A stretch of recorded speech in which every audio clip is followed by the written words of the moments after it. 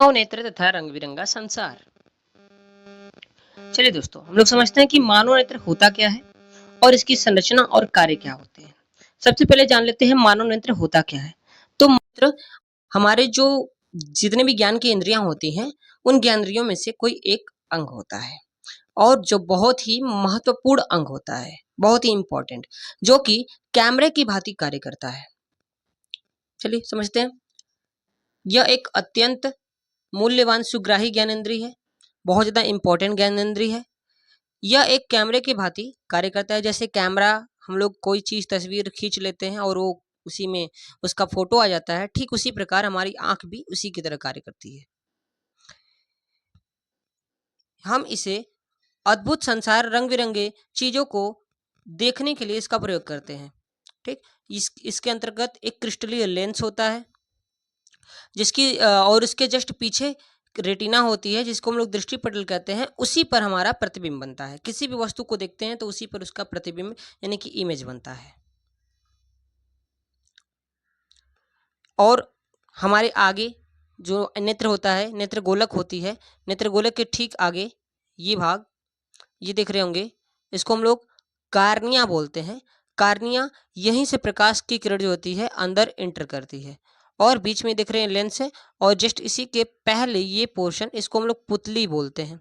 ठीक, पुतली से ही होकर ये प्रकाश की किरण लेंस में प्रवेश करती है। ये सब मानव नेत्र के अंग है, भाग हैं। और कुछ मानव नेत्र के तस्वीर दिखाए गए हैं। यहाँ पे आपको दिखाया जा रहा है कि ये पक्षमाभी मांसपेशियां हैं। सबसे पीछे आपका दृष्टि पटल, जिसको रेटिना कहते हैं, रेटिना पे ही हमारा प्रतिबिंब बनता है। ये द्विक तंत्र, जिसको आंध बिंदु या तंत्रिका, आंध बिंदु यहाँ पे होता है, ये तंत्रिका तंत्र है, तंत्रिका तंत्र। यहीं से बहुत सारी तंत्रिका तंत्र नसें जो होती हैं निकलकर मस्तिष्क तक जाती हैं, माइंड तक जाती हैं। ठीक है दोस्तों, फिर इसके आगे जस्ट होता है हमारा, आगे देख लेते हैं। ये हमारा क्रिस्टलीय लेंस होता है। ये पोर्शन, ये इसी से प्रकाश होकर जाता है और प्रतिबिंब रेटिना पर बनाने का कार्य होता है। यानी ये अपवर्तक लेंस है। इसको हम लोग नेत्र लेंस या अभिनेत्र लेंस भी कहेंगे। इसी के जस्ट पहले आपको देखने के लिए मिल जाएगा, यहाँ पे पुतली होता है, और ये जिससे जुड़ी हुई है उसको हम लोग बोलते हैं पक्षमापी मांसपेशियां, जिसके कारण ये लेंस जो होता है उसको होल्ड किया होता है, पकड़ा होता है पक्षमापी मांसपेशी। ओके, चलिए आगे देखते हैं क्या क्या चीजें हैं। नेत्र के विभिन्न भागों का परिचय और कार्य। नेत्र के जो विभिन्न अंग होते हैं, नेत्र के जो विभिन्न भाग हैं, उनका हम लोग इसमें इसके अंतर्गत परिचय देखेंगे। क्या क्या होता है, वो किसे किसे कहते हैं, किन किन भागों को क्या नाम दिया गया है, और उनके कार्य क्या होते हैं। सबसे पहला है कार्निया, जिसको स्वच्छ मंडल कहते हैं। कार्निया बोले या स्वच्छ मंडल, बात एक ही है। हम लोग देखते हैं आंख, जो हमारा नेत्र होता है, नेत्र के जस्ट पहले वाला जो भाग होता है, ये देख रहे होंगे आप लोग, ये हमारा कार्निया कहलाता है। ये पोर्शन हमारा कार्निया कहलाएगा। कार्निया, कार्निया का जो काम होता है वो एक पतली झिल्ली का काम करता है, मतलब एकदम पतली झिल्ली की तरह होता है। कार्निया जो होता है वो हमारे गोलाकार आंख का जो आगे का पोर्शन होता है, आगे का भाग होता है, एक पतली झिल्ली की तरह कार्य करता है। वो डायाफ्राम के ऊपर स्थित एक पतली झिल्ली है, होती है। इसे इससे होकर नेत्र में प्रवेश करता है, मतलब कोई भी प्रकाश जो या फिर कोई भी प्रकाश की किरण होती है, इसी से होकर नेत्र में प्रवेश करती है, एंट्री करती है, इसी से होकर। और बीच में आप लोग देख रहे होंगे ये पोर्शन, ये पुतली होता है। ये पुतली डायरेक्ट यहाँ से, ये पोर्शन जो कार्निया होता है, कार्निया से लेकर डायरेक्ट नेत्र लेंस तक जुड़ा होता है, नेत्र लेंस। और यहीं से प्रकाश की किरण जो है वो नेत्र लेंस में प्रवेश करती है डायरेक्ट। इसके बाद दोस्तों क्या है देखते हैं। इसके बाद है तो आपका कंजक्टिवा। कंजक्टिवा क्या होता है, तो कंजक्टिवा आप लोग ये देख रहे होंगे, बाहर का ये पोर्शन, ये आप लोग देख रहे होंगे कंजक्टिवा। ये पूरा जो पोर्शन बाहर का श्वेत कलर का दिख रहा है, ये कंजक्टिवा होता है, कंजक्टिवा। ठीक है, ये इसको हम लोग बोलते हैं, जो ये हमारा पोर्शन ये पूरा है, ये इसको हम लोग शॉर्ट लैंग्वेज में या सिंपल लैंग्वेज में बोलते हैं कि आंख का ये रक्षा कवच होता है। ये जो पोर्शन होता है ये आंख का पूरा रक्षा कवच होता है, आंख को सेफ करता है, आंख को बचाता है, जो बाहर होने वाले खतराओं से हमको सेफ रखता है। किसको नहीं, आंख को सेफ रखता है। ठीक है, यह कार्निया के चारों ओर श्वेत जो परत ऐसे फैली होती है उसी को कंजक्टिवा कहते हैं। ये कंजक्टिवा है, ये हमारा आंखों का रक्षक कवच होता है। इसका कार्य क्या होता है देख लेते हैं। देखिए क्या बोला गया है, यह नेत्र के बाहरी तत्वों से रक्षा करता है। जितने भी बाहरी की चीजें होती हैं जो आंख को लाभ कष्टदायक होती हैं, वो उन सभी से ये रक्षा करता है। नेत्र को चिकनाहट प्रदान करता है, मतलब वो नेत्र को चिकनाहट यानी साफ सुथरा रखने का कार्य करता है। यह नेत्र के बाहरी आघात से बचाता है। जितने भी नेत्र पर जितने भी चोट अगर लग सकती है, कोई भी चोट लगती है या फिर कोई उस पे मार पीट देता है, तो वो उससे रक्षा करने का कार्य करता है कंजक्टिवा। ओके, चलिए नेक्स्ट देखिए, तीसरा हेडिंग है हमारा परितारिका। परितारिका क्या होता है? परितारिका आप लोग जानते होंगे, इसको हम लोग आइरिस भी बोलते हैं। Iris, परितारिका, iris. आइरिस क्या होता है? तो हमारे आंख का जो बाहरी पोर्शन जो हम लोग को ब्लैक ब्लैक दिखता है, काले रंग का, सभी मनुष्यों में जो आइरिस होता है वो अलग अलग रंग के होते हैं। किसी मनुष्यों में काले रंग का होता है, किसी में भूरे रंग का होता है, किसी में नीले रंग का होता है। आप लोगों ने देखा होगा। तो वो आंखें चेंज नहीं होती हैं, उनकी परितारिका अलग अलग रंगों की होती है। परितारिका क्या होता है? परितारिका को समझ लेते हैं। तो परितारिका यह कार्निया के ठीक पीछे स्थित होता है। कार्निया जहाँ पे होती है उसी के जस्ट पीछे स्थित होता है। यह गहरा वलय पेशी का डायाफ्राम होता है। डायाफ्राम के भांति, यानी जैसे कैमरे में डायाफ्राम नहीं होता है, बंद हो जाता है खुल जाता है, उसी तरह ये डायाफ्राम के भांति कार्य है या डायाफ्राम होता है। यह पुतली के आकार को नियंत्रित करता है। यह जो होता है पुतली के आकार को नियंत्रित करता है। पुतली के आकार को नियंत्रित करने का मतलब आप लोगों ने कभी देखा होगा कि रात के समय में हमारी जो पुतली होती है, हमारी आंख की जो पुतली होती है वो बड़ी हो जाती है, फैल जाती है, अर्थात बड़ी हो जाती है, और दिन में छोटी रहती है, अर्थात फैलती नहीं है। तो ये जो कॉन्सेप्ट है वो परितारिका को निर्धारित करता है। उसको कैसे निर्धारित करता है थोड़ा नीचे समझेंगे हम लोग जब पुतली पढ़ेंगे तब। ठीक है दोस्तों, इसके बाद पुतली आ गई। यह परितारिका के वलय से बना एक रिक्त रिक्त छिद्र या ये रिक्त स्थान कह सकते हैं। रिक्त छिद्र या रिक्त स्थान होता है जो परितारिका के केंद्र में होता है। आप लोग ये देख रहे होंगे, ये जो दिख रहा है, ये जो छिद्र दिख रहा है, ये पूरा छिद्र जो है ये हमारा आपका पुतली होता है। पुतली का कार्य क्या होता है दोस्तों? तो पुतली का कार्य सिंपल सा कार्य है कि ये जितने भी प्रकाश की किरणें आती हैं वो पुतली से होकर नेत्र लेंस में सीधा डायरेक्ट प्रवेश करती हैं। और ये जो होता है, अधिक प्रकाश की किरणें होती हैं तो ये पुतली सिकुड़ जाती है, छोटी हो जाती है, जिसके कारण कम प्रकाश की किरणें उसमें प्रवेश कर पाती हैं, ताकि नेत्र चमक से या नेत्र में चमक आ जाती है तो उससे बचा रहे। और अगर कम प्रकाश की किरणें होती हैं तो ये थोड़ा सा फैल जाता है दोस्तों। ये दोस्त थोड़ा सा हल्का सा ये फैल जाता है, बिखर जाता है, थोड़ा सा हल्का सा बिखर जाता है, बाहर की तरफ बिखरने लगता है, जिसके कारण ये जो हमारा पुतली होता है वो बड़ा दिखने लगता है। अर्थात अधिकांश प्रकाश को अंदर भेजने की प्रयत्न करता है, ये अंदर भेजने का ट्राई करता है। ये पुतली का वर्क है। इसके बाद है अभिनेत्र लेंस। अभिनेत्र लेंस या क्रिस्टलीय लेंस भी इसको कहते हैं। अभिनेत्र लेंस या क्रिस्टलीय लेंस, ठीक। आप लोग ने लेंस में देखा होगा, अभिनेत्र लेंस में ये देखा होगा, ये आपका जो लेंस होता है ये लेंस है आपका। तो ये नेत्र का लेंस है, इसलिए इसको नेत्र लेंस कहते हैं। ये उत्तल लेंस की तरह होता है। दिख रहा होगा इसका शेप कुछ ऐसा ऐसा दिख रहा होगा, जो कि एक उत्तल लेंस की भांति होता है।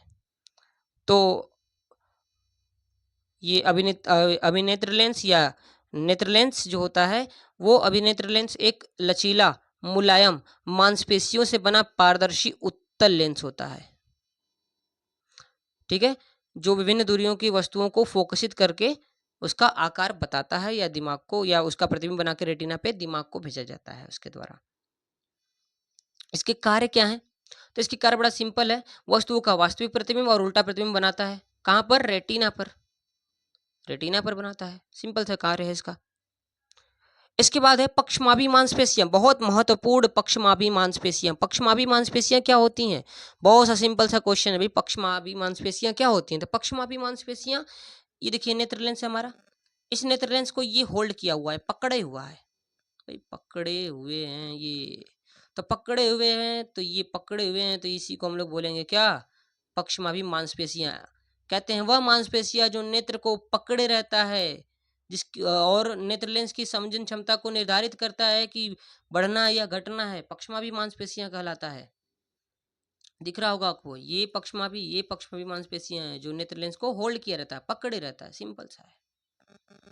बहुत बढ़िया, बहुत बढ़िया। पक्षमावी मांसपेशियों के कार्य, यह लेंस के आकार को नियंत्रित करता है। यह लेंस के आकार को नियंत्रित करता है कि लेंस बड़ा होना चाहिए, छोटा होना चाहिए, यानी दूर की वस्तु है तो उसको फोकसित करने के लिए कार्य करवाता है। कौन? पक्षमावी मांसपेशियां। बहुत बढ़िया। काचाभ द्रव, काचाभ द्रव क्या होता है? तो कहते हैं नेत्र गोलक जो होता है हमारा, नेत्र गोलक पूरा, ये देखे होंगे आप लोग, ये नेत्र हमारा है, ये लेंस पड़ा है, तो लेंस से लेकर रेटिना, लेंस, ये लेंस और ये रेटिना, दोनों के बीच बहुत सा ऐसा द्रव भरा होता है जो जेली के भांति होता है। कैसा होता है? जेली के भांति। तो कहते हैं कि लेंस तथा रेटिना के बीच जेली के भांति भरे हुए द्रव को काचाभ द्रव कहते हैं। हाँ भाई हाँ, काचाभ द्रव। नेत्र गोले के अधिकांश भाग जो होता है उसमें कचाव द्रव ही घिरा रहता है, यानी नेत्र लेंस का पूरा जितना ज्यादा भाग जो होता है वो कचाव द्रव से घिरा रहता है। अच्छा, इसके बाद कचाव द्रव के कार्य क्या हैं? तो कचाव द्रव के कार्य देख लेते हैं। तो यह इसके कार्य है नेत्र गोलक को आकार प्रदान करना। जो नेत्र गोलक है इसका गोली आकृति प्रदान करना इसका कार्य है कचाव द्रव का। दूसरा कार्य यह है कि रेटिना तक पहुंचने वाले प्रकाश को लेंस से इसी द्रव से होकर गुजरा जाता है। अर्थात सिंपल सी लैंग्वेज में कह सकते हैं कि नेत्र लेंस और रेटिना के बीच कोई प्रकाश की किरण जाती है तो ये कचाभ द्रव से होकर जाती है। सिंपल लैंग्वेज में कह सकते हैं, ये इनके कार्य हैं, यानी उसको अपवर्तित करने का कार्य करता है। इसके बाद रेटिना क्या होता है? रेटिना के बारे में बहुत सुने हैं। रेटिना है क्या? तो कहते हैं ये मानव नेत्र है, मान लेते हैं ये मानव नेत्र है, ये लेंस पड़ा है, ये पीछे वाला जो पोर्शन होता है इसको हम लोग रेटिना बोलते हैं। अर्थात ये एक पर्दे की तरह कार्य करता है। कैसे? देख लेते हैं भाई। ये लेंस हो गया, अब ये कोई प्रकाश की किरण जा रही है, अब ये अपवर्तित होकर ऐसे जा रही है, तो प्रकाश को तो हम लोग देख नहीं सकते हैं। क्यों? क्योंकि प्रकाश जो होता है उसको हम लोग सिंपली जिस वस्तु पे पड़ता है उस वस्तु को देख पाते हैं, प्रकाश को नहीं देख पाते हैं। तो अगर हम लोग यहाँ पे कोई पर्दा रख दें तो इस पर हम लोग पड़ रही प्रकाश को आसानी से देख सकते हैं।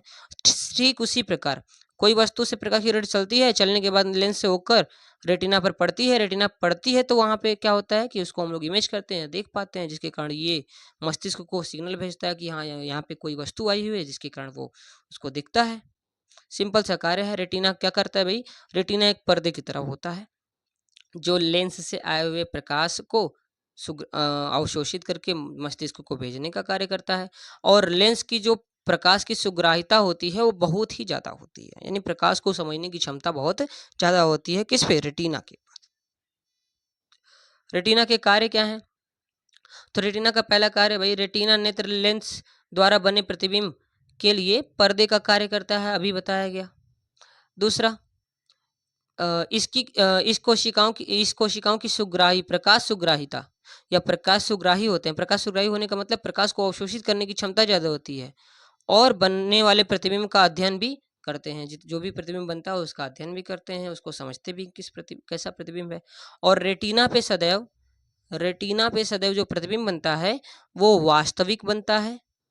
वास्तविक यानी जिन वस्तुओं को देखते हैं वास्तव में वो वस्तु रहता है वास्तविक।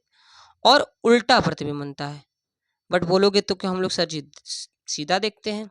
सही बात है, हम लोग सीधा ही देखते हैं। कैसे? इस पर वास्तविक और उल्टा बन गया, ये सिग्नल भेजता है मस्तिष्क को, मस्तिष्क उसको हमको सीधा करके दिखाता है, समझाता है कि ये सीधा है। बहुत बढ़िया, बहुत बढ़िया। 9th क्या रेडिंग भाई? दृक् तंत्रिका। द्विक तंत्रिका को हम लोग बोलते हैं तंत्रिका तंत्र। तंत्रिका तंत्र। बहुत बढ़िया। तंत्रिका तंत्र क्या होता है? तंत्रिका तंत्र एक जैसे कह सकते हैं केबल होता है। जैसे डिश से हम लोग, कोई डिश है उससे कोई केबल ज्वाइन करके किसी टीवी में लगा देते हैं तो ये इसका सिग्नल इसमें भेजता है और इसमें चित्रित करके दिखाता है। ठीक उसी प्रकार तंत्रिका तरह कार्य करता है, केबल की तरह कार्य करता है। अर्थात ये रेटिना के जस्ट नीचे एक आंध बिंदु होता है, आंध बिंदु से कुछ तंत्रिका तंत्र निकली होती है जो सीधे मस्तिष्क तक जुड़ी होती हैं, दिमाग तक जुड़ी होती हैं। और ये यहाँ पे कोई भी रेटिना पे कोई भी वस्तु का प्रतिबिंब बनता है तो उसको सिग्नल भेजती हैं रेटिना को कि हाँ ये वस्तु का प्रतिबिंब आया है, दिमाग उसको सीधा करके दिखाता है। अर्थात सिंपल सा काम है कि जो तंत्रिका तंत्र होती हैं वो एक किसका वायर की तरह काम करती हैं, केबल की तरह काम करती हैं जो मस्तिष्क को सूचना पहुंचाने का कार्य करती हैं। मस्तिष्क तक पहुंचाती हैं, सिंपल से संवेदनाओं को पहुंचाती हैं। बहुत बढ़िया। नेक्स्ट देखते हैं, मानव आंखों से संबंधित महत्वपूर्ण टर्म्स या बातें। क्या क्या बातें हैं? मानव आंख से संबंधित कुछ बातें बताई गई हैं। क्या क्या बातें बताई गई हैं? तो पहली बात है इसकी समजन क्षमता। समजन क्षमता क्या होती है, इसके बारे में बताया गया है। समजन क्षमता होती क्या है? तो आप लोग जानते हैं समजन क्षमता क्या होती है? चलिए जानते हैं। समजन क्षमता हमारी होती है अभिनेत्र लेंस का वह क्षमता जिसके कारण वह फोकस दूरी को समायोजित कर लेता है, समजन क्षमता कहलाता है। यानी कोई भी दूर वस्तु है उसको देखने के लिए भाई नेत्र लेंस जो होता है कुछ फोकसित होता है, तो वो जो फोकसित होने की जो क्षमता होती है उसी को हम लोग समजन क्षमता यहाँ पे कहा गया है। बहुत बढ़िया। चलिए नेक्स्ट देखते हैं, मानव नेत्र को देखने की सीमा। मानव नेत्र को देखने की सीमा कहाँ से कहाँ तक होती है? तो आप लोग जानते भी होंगे और मैं बताना भी चाहता हूँ कि मानव नेत्र को न्यूनतम हम लोग 25 सेंटीमीटर तक देख सकते हैं और दूर से यानी अधिक से अधिक अनंत तक देखा जा सकता है। और 25 सेंटीमीटर को इसको मानव नेत्र का न्यूनतम बिंदु कहते हैं, न्यूनतम बिंदु, और अनंत को उसका उसका अधिकतम बिंदु कहते हैं। अधिकतम बिंदु या बहुत ज्यादा दूर वाला व्यक्ति बिंदु कह सकते हैं। निकटतम बिंदु आ ही गया। निकटतम बिंदु, मानव नेत्र का निकटतम बिंदु क्या होता है? तो वह न्यूनतम दूरी जिस पर रखी किसी वस्तु का प्रतिबिंब बिना तनाव के, बिना किसी टेंशन के सुस्पष्ट देखा जा सकता है, उस नेत्र का वह न्यूनतम बिंदु कहलाता है। और नेत्र का न्यूनतम बिंदु 25 सेंटीमीटर 25 सेंटीमीटर होता है, फिक्स। बहुत बढ़िया। नेक्स्ट है दूरबिंदु। दूरबिंदु क्या होता है? ठीक वही बात है, वह बिंदु, वह दूरतम बिंदु, वह ज्यादा से ज्यादा दूर वाला बिंदु जिस तक किसी नेत्र वस्तु को सुस्पष्ट देखा जा सकता है बिना किसी टेंशन तनाव के, तो वो तुम्हारा दूर बिंदु कहलाता है।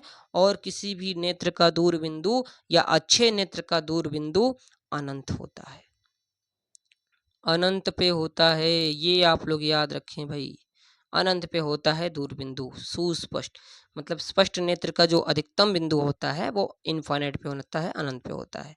इसके बाद है आपका पांचवा टॉपिक्स, मोतियाबिंब। मोतियाबिंब क्या होता है? आप लोग ने कभी देखा होगा या कभी सुना होगा कि इस व्यक्ति को मोतियाबिंब हो गया, अर्थात ये हमारा नेत्र का आगे वाला पोर्शन है।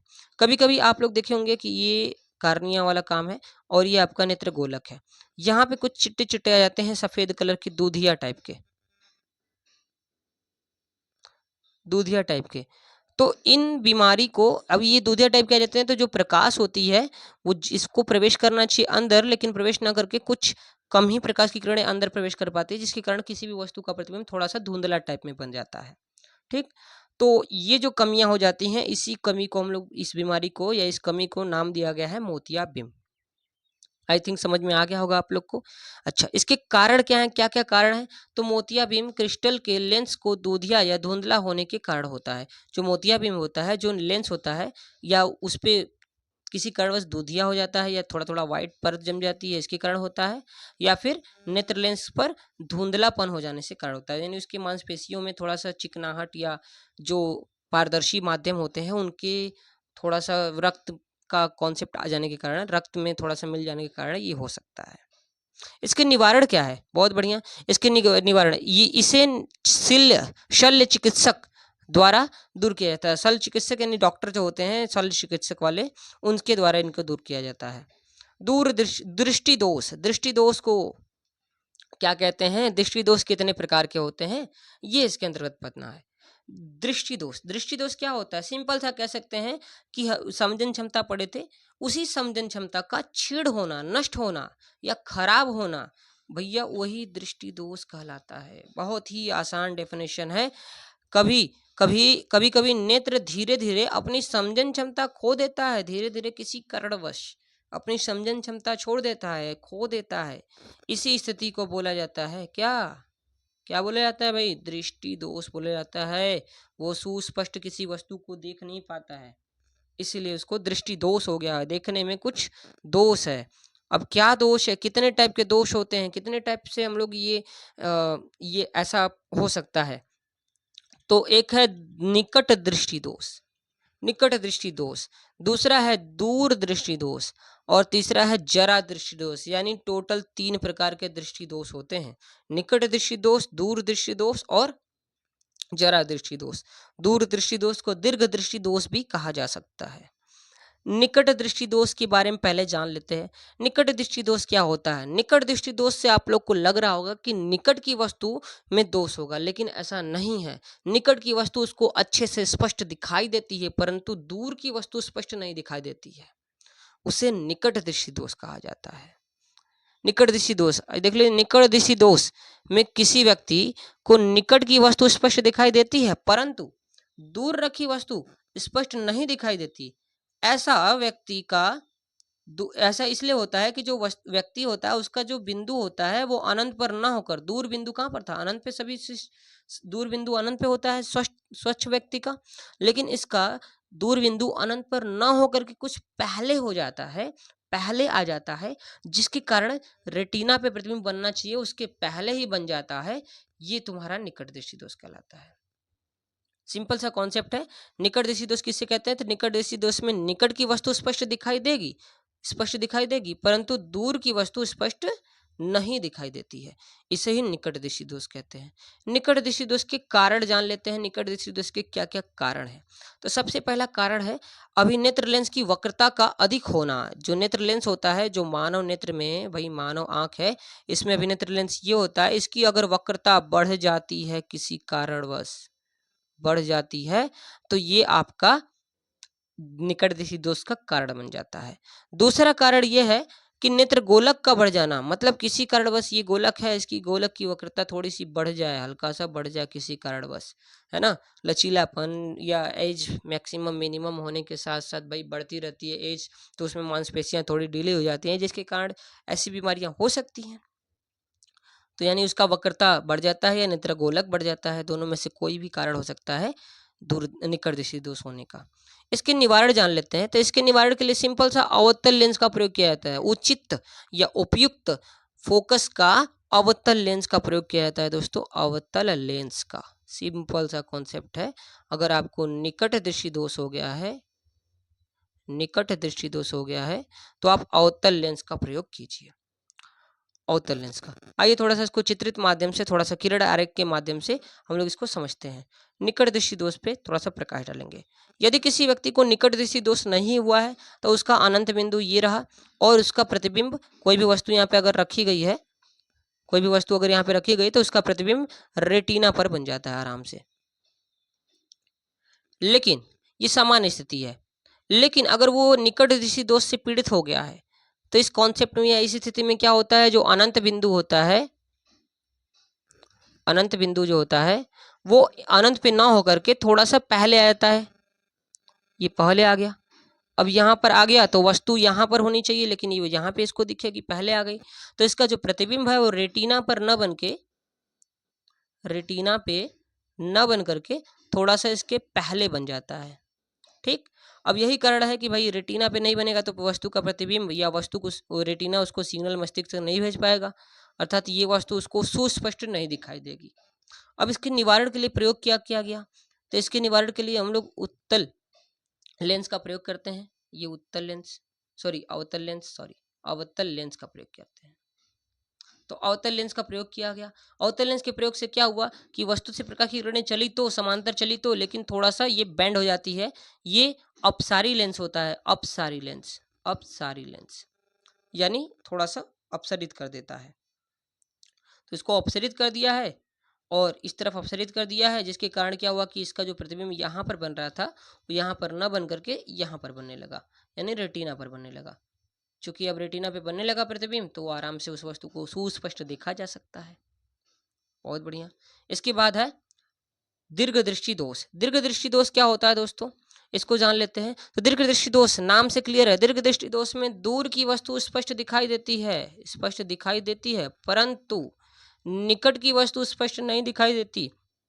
इस प्रकार के दोष को हम लोग दूर दृष्टि दोष या दीर्घ दृष्टि दोष कहते हैं। इसके कारण क्या क्या हैं, ध्यान लेते हैं इसके कारण क्या क्या हैं। तो इसका कारण, पहला कारण है कि इसकी फोकस दूरी बढ़ जाती है।